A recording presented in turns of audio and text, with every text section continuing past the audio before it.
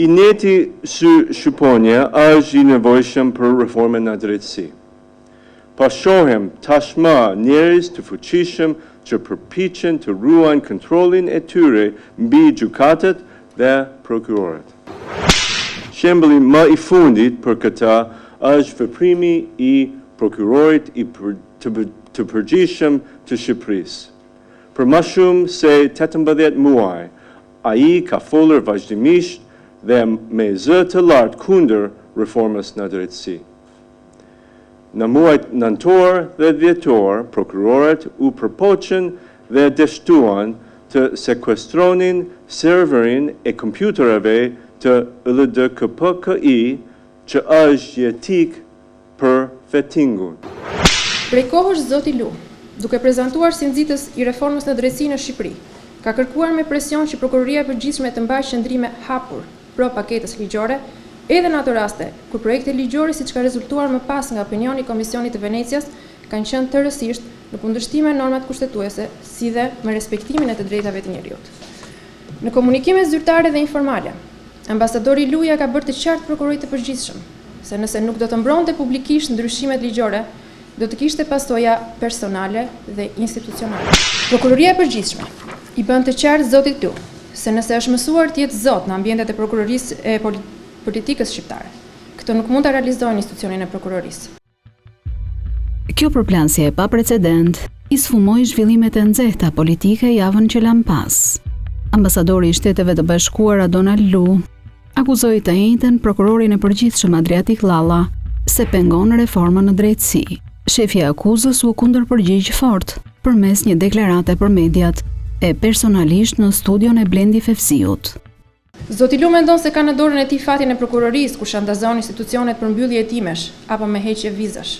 Duhet ta ketë qartë, ai dhe kushdo tjetër, që për të përmbushur detyrimet kushtetuese dhe ligjore, prokurorët e Republikës nuk kanë nevojë për viza. Këto presionet e ambasadorit amerikan në Tiranë janë tipike sorosiane, të cilat kërkojnë të manipulojnë opinionin publik dhe të zhvlerësojnë institucionet. Ambasadorin takimet e shoqëruar nga presidenti Bankës Petroleum, kur ngriti sërish të një shqetësim, që ai vlerësonte se në rastin konkret prokuroria duhet pushonte hetimet për arsye se ngjarja ishte aksidentale, se për këtë fillimi I hetim për këtë rast do të mëtonte imazhi I Shqipërisë duke ndikuar që biznesmenët e huaj të largoheshin nga vendi. Patëm një debat I gjatë lidhur me këtë problematik. Unë në cilësinë e prokurorit përgjithshëm, pranishëm të cilën ka qenë dhe pjesë e stafit tim drejtues së prokurorit përgjithshme, vajtëm qëndrim që prokuroria do të vijojë hetimet lidhur me këtë rast. Vjen një sistem I vazhdueshëm I LUS për të vijuar, për mos të vijuar hetimet. Është drejtë çdo ambasadori të mbrojë investimet e vendit të tij. Është drejtë, por jo të pengojnë hetimet të lidhur për çdo rast. Ky hetim ka përfunduar nga prokuroria rreth gjyqësor Fier. Mendoj se në këtë përfundim prokurorët përkatës duhet të kenë arritur edhe për shkak të shantazhit që të kësaj natyre. Është arritur dhe për arsye të kësaj? Mendoj se po. Pra nuk është mbyllur ligjërisht tamam siç duhet, por është mbyllur në presion, Prokuroria e Përgjithshme ka vlerësuar dhe ka në proces rivlerësimi, pavarësisht se me ligjin aktual janë hequr mjaft kompetencat të kësaj natyre për të shfuqizuar vendimet të prokurorëve më të ulët, po sheh mundësinë e shfuqizimit të vendimit dhe. Po çfarë kishte ndodhur? Përse vallë ky shpërthim I ambasadorit amerikan e ajo kundërpërgjigje flak për flak e kreut të akuzës në një përballje publike ku kufiri mes institucionales, diplomatikes e personales dukshëm mushkel, ambasadori Lu, një nga kumbarët e reformës në drejtësi, në këto 2 vite ka folur sa me gjeste, aq edhe me sulme konkrete. Të gjitha në përpjekje për ta nxitur atë, por rrallë ka veçuar emra konkret. I pari ka qenë shefi I opozitës Lulzim Basha, në zemër të debateve për miratimin e reformës në drejtësi.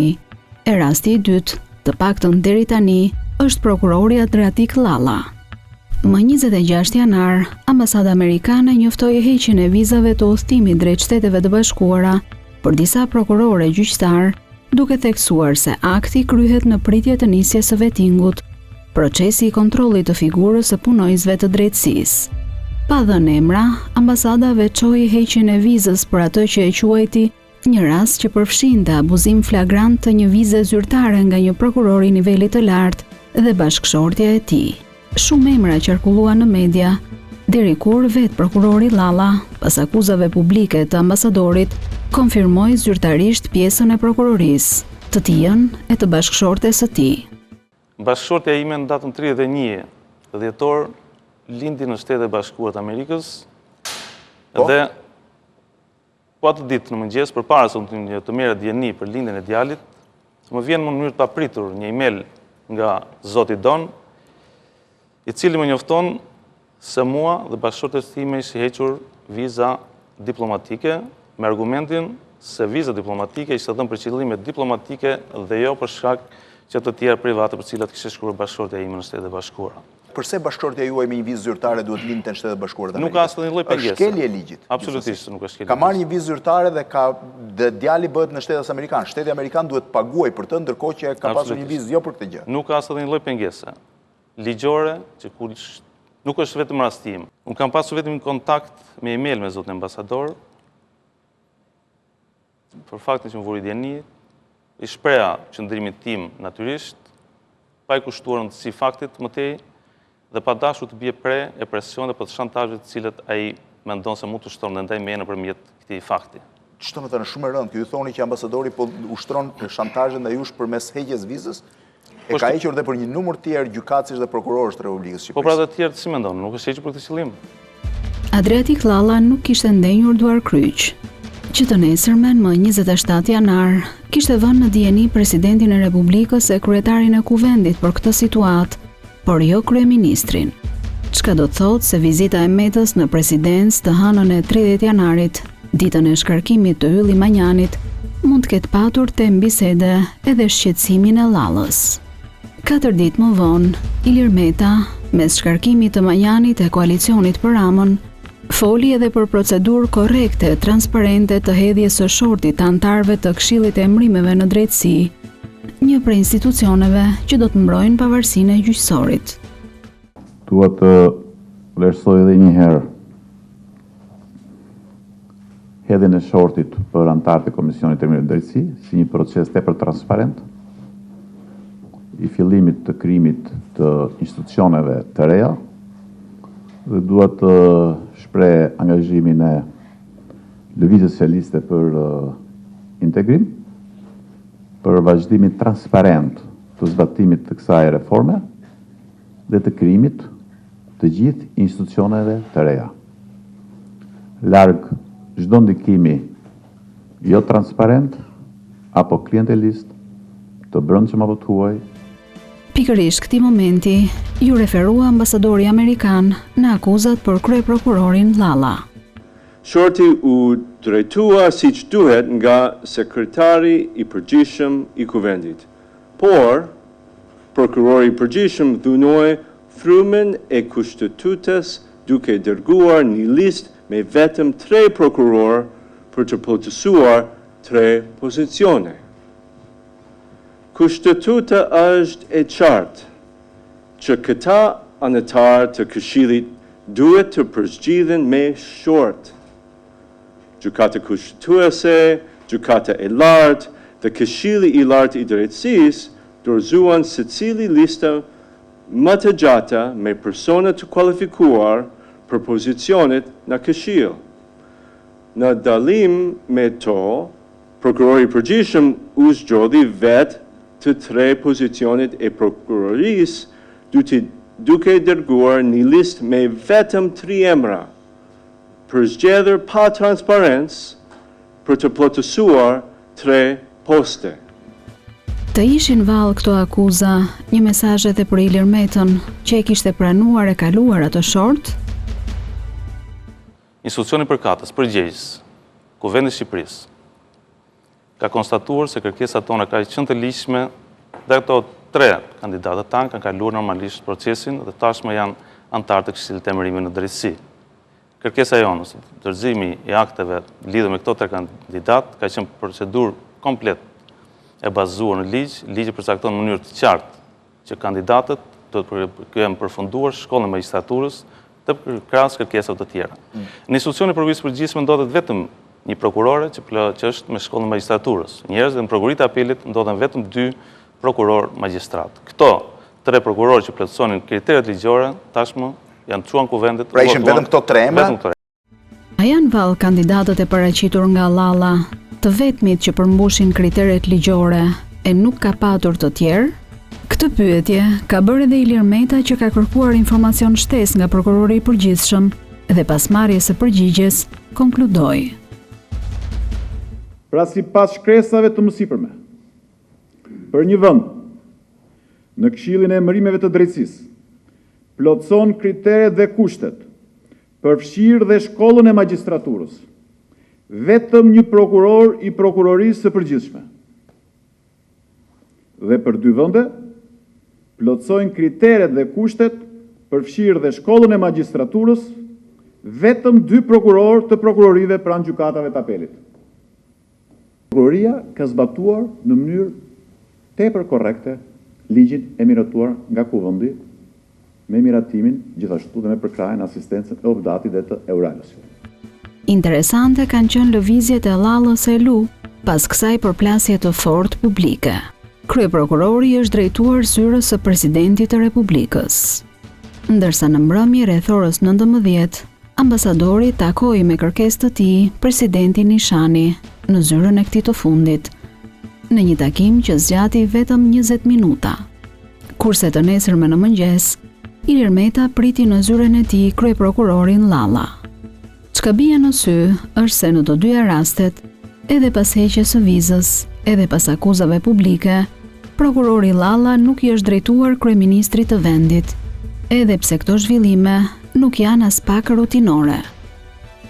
Letër është drejtuar kryetarit të Kuvendit, presidentit të Republikës, menjëherë mbas veprimeve të ambasadës amerikane për heqjen e vizave të zyrtarëve të lartë të drejtësisë, duke filluar nga mësë pari. Përse këtu është presidenti dhe kreu Kuvendit dhe nuk është kryeministri?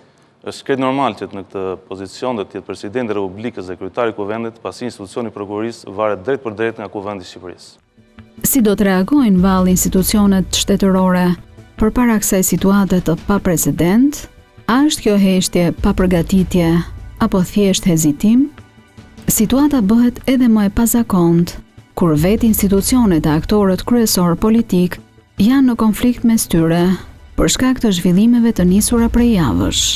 Me kërkesë të Ilir Metës, presidenti thirri Këshillin e Sigurimit Kombëtar për mosarrestimin ende të kërkuarit për trafik ndërkombëtar Klement Balili.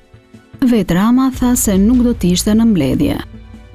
Jo, nuk do marr pjesë sepse nuk e kam të mundur. Do të jem nesër në Kosovë dhe kështu që nuk do të kem mundësi të jem në mbledhje. Por presidenti Nishani nuk pranoi zëvendës kryeministrin Peleshi në vend të kryeministrit për një çështje kaq sensitive dhe vendi i Ramës mbeti bosh në këtë mbledhje. Në fakt, thirrja nga Meta e Këshillit të Sigurimit Kombëtar ishte vetëm hapja e siparit të pakënaqësive të LSI-s ndaj kryeministrit Rama. Ilir Meta bëri një hap zyrtar që reflektonte tensionin mes të dyve. Nuk ka vend tjetër përveç Këshillit të Sigurisë Kombëtare, sipas Kushtetutës së Republikës së Shqipërisë, ku mblidhen të gjitha institucionet e vendit, jo vetëm ato qeveritare, dhe mu diskutojnë çështje të mprehta. 3 eksponentë të LSI, 2 ministra dhe 1 deputet, si dhe disa zyrtarë të tjerë, lëshuan njëri pas tjetrit akuza të forta publike për kanabizimin e vendit, me shënjesër të papërmendur ministrin socialist të brendshëm Tahiri. Kanabisi në Shqipëri është problem. Dhe këtë nuk e fshehim dot. Është problem. Nuk mund të jetohet me këtë situatë. Pra përhapja, fenomeni, përhapja, kanabizimi. Ajo që quhet kanabizim është bërë tashmë nëpër masa të frikshme. Durrësi sot është një qytet i heshtur. Është një qytet i heshtur ku nuk po mundet dot të dalë nga zgjedhja e krimit. Nuk po mundet dot të dalë nga ajo dhunë policeske. Dhe është një qytet i cili po hesht. Jam i bindur që me 18 qershor do dinë të votojnë dhe do dinë të çlirohen nga kjo çka po i ndodh. Mbjedhja e Shashit edhe në Gjirokastër është një problematikë e cila është shumë shqetësuese dhe janë të implikuar jo vetëm kuptohet ai element kriminal i cili bashkëpunon me policinë dhe duhet ta pranojmë këtë gjë, ta theksojmë, ta pranojmë dhe ta luftojmë. Mes tyre, spikati qëndrimi se koalicioni me Partinë Socialiste ishte kosto për LSI-n. Jo për të fajsuar zotin Meta, disa kolegë kanë qenë shpesh kritik me të dhe në mbledhjet që ne kemi patur, po sigurisht dhe unë personalisht. I kam thënë e pafundësisht nuk mundemi dot të mbajmë dhe disa kosto të cilat të paktën moralisht nuk duhet i bëjmë. Kur dukej se fundjava do të mbyllej me Ramën e heshtur e të zënë në pozicion mat nga Meta, e diela ishte dita e nisjes së reagimit të kryeministrit.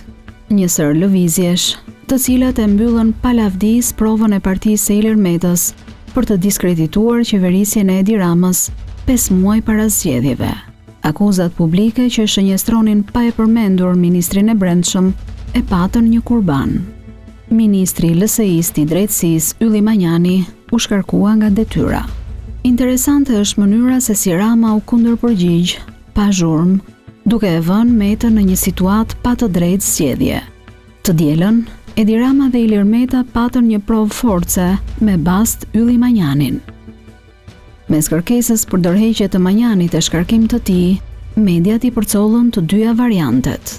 Manjani njoftoi një konferencë për shtyp të nesërmen, të cilën e anulloi një orë më pas. 15 minuta pas mesnate, ministri Manjani i mohoi lajmet për largimin e tij nga kabineti Rama. Por Edi Rama dukej se nuk kishte ndërmend të tërhiqej. Shkoi të hënën paradite rreth orës 10 në zyrën e Ilir Metës dhe në 45 minuta bisedë, vendimi ishte marrë. Ylli Manjani do shkarkohej prej tij si ministri i drejtësisë dhe Ilir Meta u bind. Ministra e zyrtar të LSI-s u pan të hynin e të dilnin në zyrën e Metës. E mëtej, edhe vet Ylli Manjani, që ndryshe nga kolegët, hyri e doli nga dera e zakonshme e jo nga hyrja e kryetarit të kuvendit. Në zyrën e Ilir Metës ishin marrë edhe vendimet e tjera. Manjani do të zëvendësohej nga Petrit Vasili, ndërsa postin e kryetarit të grupit do e merrte Luar Rama. Pas këtyre vendimeve, Ilir Meta me Petrit Vasilin shkuan bashkë drejt zyrës së presidentit, që kishte 2 çështje me LSI-n, rokadën e ministrave dhe mbledhjen e Këshillit të Sigurimit Kombëtar. Por ajo që u kuptua më vonë ishte se të dy kishin të përbashkët edhe letrën e Adriatik Llallës mbi veprimet e ambasadorit amerikan. LSI konfirmoi se shkarkimi i Manjanit nuk ishte bërë pa bekimin e tyre. Sot paradite, kryeministri zoti Edi Rama njohu kryetarin e kuvendit zotit Ilir Meta me iniciativën e tij për lirimin nga detyra të ministrit të drejtësisë zotit Ylli Manjani. Çka i mbeti LSI-s ishin veç thumbat. Ka ekzistuar një situatë problematike, e cila për fat keq është agravuar ditë pas dite derisa mbritëm në një zgjidhje që kishte vetëm 2 rrugë kalime. Njëri ishte të shkarkonim kryeministrin ose të shkarkoj ministri. Edi Rama kishte zgjedhur një tjetër taktik. Shkarkimi i Manjanit nuk do të bëhej objekt debati publik. Por ai që nuk heshti ishte Ylli Manjani, ende ministër në detyrë. Shpërthimi i tij ishte i vështirë të kuptohej nëse i adresohej vetëm kryeministrit apo edhe Ilir Metës që e lëshoi. Realisht kur kam hyrë në qeveri kam gjetë një praktik, një procedurë, një proces, jo vetëm që s'kishte lidhje me profesionalizmin, po as me kushtetutën e vendit dhe as me ligjet. Ministrat nuk janë të lejuar të flasin në mbledhjen e qeverisë, po fole pa leje, e fugës, shkarkohesh. Po që se guxon të mendosh, dhe të japësh një opinion, shkarkohesh. Rri urt, bëj një tender, bëj një koncesion, mos fal media, je burr i mirë. Vërteta e kësaj historie është që kjo qeveri është e kapur. Është e kapur. Dhe këto gjëra nuk duhen thënë. Dhe çfarë them unë? Unë nuk kam thënë asgjë nga ato që kam thënë, asgjë fare, zero. E dini që prokurorët gjemohen nga trupa operacionale speciale të policisë. Ilir Meta e lëshoi Ylli Manjanin, një fakt që i thyen mitin se LSI është partia që i mbron njerëzit e vet. Edi Rama e bëri shembull të rregullit të tij se kush flet pa leje largohet. Nuk mund të ekzistojë një qeveri serioze në botë nëse një ministër nuk respekton skuadrën, rregullat që ka skuadra dhe mbi të gjitha detyrat. Pasi detyra e ministrit është të bëj të gjithë detyrat që mbulon portofoli i tij dhe jo të bëj opinion bërsin, opinion dhënsin, apo opinion tjetërsusin e qeverisë. Nuk ka asnjë problem nëse dikush do të bëj opozit me qeverinë, apo do të kritikoj qeverinë, apo do të ngrej pikpyetje dhe probleme lidhur me qeverinë, ta bëj këtë jashtë rradhëve të kabinetit qeveritar, kaq e thjeshtë. As Ilir Meta nuk pati fuqi të dalë jashtë këtij rregulli. Madje që të vazhdojë të jetë në koalicion, do duhet t'i pranojë rregullat e Ramës. Çdo ministër, çdo ish-ministër, çdo ish-kryeministër, çdo deputet, çdo ish-deputete, çdo qytetar shqiptar që ka fakte për implikimin e cili do zyrtari, politikani apo qytetari me krim organizuar me korrupsionit duhet të ndjeki rrugën e drejtësisë. Dhe unë kam qenë dhe jam gjithmonë për rrugën institucionale. Aq më tepër kur përfaqëson secili prej nesh një institucion qeveritar, institucion shtetëror apo institucion politik edhe publik. Kjo është rruga e zgjidhjes problemeve. Përndryshe, vendi do vazhdojë edhe 26 vjet të tjera me retorika fajësuese, shfaqësuese, pas një lloj përgjegjëshmërie dhe llogaridhënie, me gërdufje reciproke. Por rregulli nuk vlen për të gjithë një lloj. Dikujt i jepet një mundësi e dytë. Ishte rasti i 2 LSI-stëve të tjerë, ministrit Koka e deputetit Tavo. Unë nuk i marr seriozisht burrat me kostum që flasin pas pilafit, po edhe gjatë pilafit, nëse doni, në këtë politikën tonë. Unë sigurisht që besoj të bëj edhe dallimin e qartë mes një ministri që në mënyrë përsëritur ka shkelur kodin etik të qeverisë dhe ka shkelur kontratën tonë me publikun, dhe një ministri që ka drejtën të bëjë dhe ai një gabim. Deputetët janë të lirë të bëjnë deklaratat e tyre, tani mos kërkoni nga unë që të mbaj qëndrim edhe për deklarata deputetësh. Ata nuk kanë një kontratë me publikun si antar të kabinetit të kësaj qeverie. Akuzat e eksponentëve të LSI-s për lidhje të krimit me institucionet e trafikun e kanabisit që do të ndikojë në zgjedhje, Ilir Meta i kaloi më lehtë. Nuk duam të shohim më policë duke korrur kanabis, se nuk është kjo detyra e policëve. Por policia, shërbimi informativ dhe gjithë institucionet e tjera të përfshihen për të parandaluar grupet kriminale për të sjellë farën e kanabisit. Aq më tepër që ky është sezon që përkon me zgjedhjet e ardhshme. Dhe është mjaft e rëndësishme që të jepet një mesazh i fortë dhe i fuqishëm parandalues. Kjo është fuqia e shtetit. Dhe këtë fuqi shteti duhet ta tregojë me seriozitet maksimal tani dhe pa u vonuar dhe pa vazhduar akuzat, fajsimet, shfaqsimet, mburrjet nëpër televizione. Këto duhet marrin fund. Ndërsa kryeministri i u shmang akuzave të forta që ju lëshuan.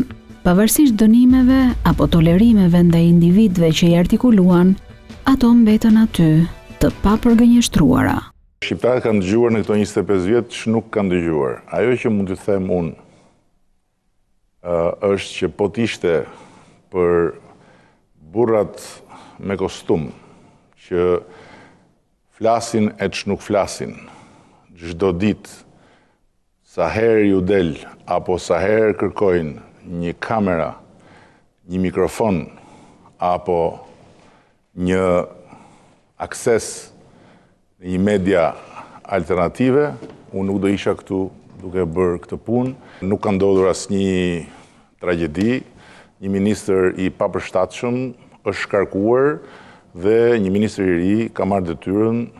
Për ministrit të papërshtatshëm i konsideroi akuzën se i ishte kërkuar nga partnerët shkarkimi i Tahirit. e kam dëgjuar dhe këtë, po unë mund të siguroj që spari, unë jam kryeministri i Shqipërisë dhe nuk marr kërkesa dhe urdhra dhe as këshilla apo porosi nga asnjë partner ndërkombëtar për ekipin qeveritar apo për ato që janë detyrat e mia kushtetuese. Së dyti, asnjëherë askush nuk më ka kërkuar asgjë për Ministrin e Brendshëm. Që kryeministrit Rama nuk i pëlqen të pranojë situata gabime, kjo u vërtetua edhe me mundësinë që ju dha për të riparë deklaratat anti-Trump. Çfarë mendon? Për Trump. Unë jam manual për se si duhet të jenë kryeministrat, unë jam Edi Rama, jam sot kryeministër dhe me të mirat dhe me të mëdha dhe mia nuk kam ndërmend të jem dikush tjetër dhe nuk kam ndërmend që për arsye të kostumit kur të mbaroj këtë punë të kem lënë në zyrë vetveten. Unë jam ky që jam, me të mirat, me të mëdhat, me të gjitha imperfeksionet e mia. Në këtë panoram, spikatën pikpyetjet për koalicionin e ardhshëm. Shifra prej 71 mandatesh që garanton karriken e Ramës, e lakuar në korrik gjatë debateve për reformën në drejtësi, u rikthye mes të dyve. Nëse sot kryeministri Edi Rama konfirmon 71 mandate në mënyrë legjitime apo jo, se i ka për qeverisur Shqipërinë, dhe si del në opozit që tani. Nëse në 19 qershor Edi Rama apo Lulzim Basha konfirmojnë me koalicionet e tyre 70 mandate, lësi do të jetë në opozit. Sepse vendi nuk ka nevojë për një lësi shtojës ta sillojë mazhorancë. Janë fjalë, s'ka asnjë rëndësi, as të thëna nga aleati im, as të thëna nga unë. Buri me thanë se Rama megjithatë ju është drejtuar socialistëve i sigurt se me ndarjen aktuale të mandateve në qarqe dhe me votat e marra në 2013, koalicioni PS, PDU dhe FRD merr 71 deputet. Po këto janë gjitha fjalë, këto nuk kanë asnjë rëndësi. Por kur vjen puna tek vendimarrja për koalicionin e 18 qershorit, të dy nuk shfaqin entuziazëm e as ngut, madje as Edi Rama që e nxiste metën muaj më herët që të vendoste. Se çfarë koalicioni do të bëjë lësia, vendos lësia. Lësia është në një koalicion, i qëndron atij koalicionit. Për të ardhmen ta konformuar të lësisë të marrë vendime. Ju siguroj se nuk po negociojmë absolutisht asgjë. Ne jemi qartësisht të fokusuar tek punët dhe tek problemet që çdo ditë kërkojnë punë dhe vetëm punë. Unë dhash një përgjigje të qartë për çdo gazetar, po edhe për çdo ngatrestar. Që lësia është qeveri sepse ndjen detyrim për legitimitetin e qeverisjes së vendit, pavarësisht nga problemet që ka. Ne nuk po presim lësinë. Ne po ecim drejt në rrugën tonë bashkë me lësinë. Dhe do të shkojmë në zgjedhje, secili natyrisht do të shkojë me programin e vet, me alternativën e vetë, pavarësisht se jemi apo si jemi në një koalicion. Ilir Meta duket se e ka gjetur arsyen e këtyre përplasjeve që u vë një emër më të fortë, konflikte. Nga 26 vjetësh gjithë kjo rrethje është një gjë papranueshme sepse është një konflikt artificial që vjen nga lart. Në këtë situatë ngërçi mes vetes, i ka gjetur të gjithë përplasja e fortë mes ambasadorit Lu e kryeprokurorit Llalla. Ambasadori Lu pati këtë përgjigje ndaj akuzave të Llallës. Përgjigje që u publikua në faqen Facebook të ambasadës. Shtetet e Bashkuara kanë marrë një angazhim përpara popullit shqiptar për të monitoruar çdo hap të zbatimit të reformës në drejtësi. Asnjë përpjekje për të na friksuar apo për të minuar procesin e reformës nuk do të na pengojë që të sigurojmë që ajo të jetë e suksesshme, për të parandaluar manipulim politik dhe korrupsion gjyqësor. Ky është një premtim. Duhet thënë se shumë pikpyetje mbeten edhe pas përgjigjeve të kryeprokurorit tek Blendi Fevziu. Përse vallë prokurori i përgjithshëm reagoi vetëm pasi u hoq viza? A do të vazhdonte të heshte nëse ambasadori Lu nuk do ta sulmonte publikisht? Përse institucionet tona të informuara edhe më herët stepen të reagojnë e t'i japin fund ose drejtim këtyre situatave? Përse 140 përfaqësuesit e popullit në kuvend ndruhen, ngurojnë, a nuk patën kurajon të përballen me këtë temë në seancën e TAIT-s? Ilir Meta, që doli para mediave për të sqaruar pozicionin e kuvendit për shortjen e Këshillit të Emërimeve në Drejtësi, pati vetëm këtë referencë për pretendimet e ambasadorit Lu se Llalla kishte shkelur kushtetutën. Nuk jam këtu për të komentuar deklaratat dhe kundër deklaratat, sepse frymë e kushtetutës nuk ka drejt ta interpretoj as kryetari i Kuvendit të Shqipërisë, as prokurori i përgjithshëm, as presidenti i Republikës dhe as kush tjetër. Frymën e kushtetutës në Shqipëri e interpreton vetëm gjykata kushtetuese. Personal apo institucional, në të dyja rastet, konflikti mes kryeprokurorit dhe ambasadorit mbetet tejet serioz dhe sfidon vetë shtetin. Është e vërtetë që në raportet e bashkëpunimit dhe të komunikimit midis kryeministrit dhe ministrit të drejtësisë ka ekzistuar një situatë problematike, e cila për fat keq është agravuar ditë pas dite derisa mbritëm në një zgjidhje që kishte vetëm dy rrugë kalime. Njëri ishte të shkarkonim kryeministrin ose të shkarkoj ministri. 24 orën përpara, vetë ministri i drejtësisë i qeverisë, i cili ka informacione mbi gjithçka që ndodh në qeveri për shkak të funksionit që ka ministri për të dhënë mendime, dhe të vërteta duke nxjerrë çullak qeverinë drejt diellit.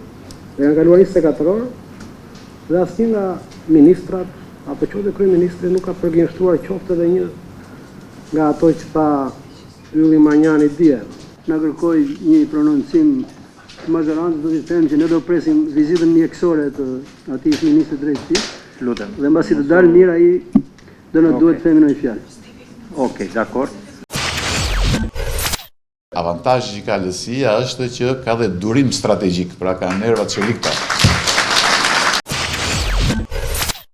Po dini si jeni ju? E dini si jeni? Se i makën llogaricë që i futën dhënat gabim, edhe për të arsye nuk prodhon asgjë. Se i fut kanabis nuk del grur, i fut drog nuk del buk, i fut kanaçe nuk del ilaçe. I futin dhënat gabim, i fut një yll, del i petrit. I fut një ter, del ters. I fut një sajmir, del një ilir. Po, i fut një tigër, del një luan. I fut një niko, del një triko. I fut një met, del një siklet. Edhe i fut një ram, del aram. Takimi sot me Metën si ishte i qetë? Kalem një pyetje tjetër sepse këto janë pyetje. Nuk do ta ndani me publikun se si ishte takimi sot. Dakor. Si kalove. Meqense jemi tek si ishte vjera, si kalove me vjerin. Këto janë pyetje pas një kuptim. Lutem. Fillim vite 90 do ta mbyll këtu. Meqense nisa me drejtorua Gollin në disa vite të vështira të Shqipërisë, kur unë isha shumë i ri, dhe rria me drejtora Gollin në rresht parë në kuvend, që dhe të mësoja sa më shumë. Ai shkruajti me dorën e tij dhe unë isha pranë tij disa vargje shumë interesante që janë aktuale dhe sot. Në vendin tim dhe në vendin tënd, një kokë e të çmendur të gjithë i çmend.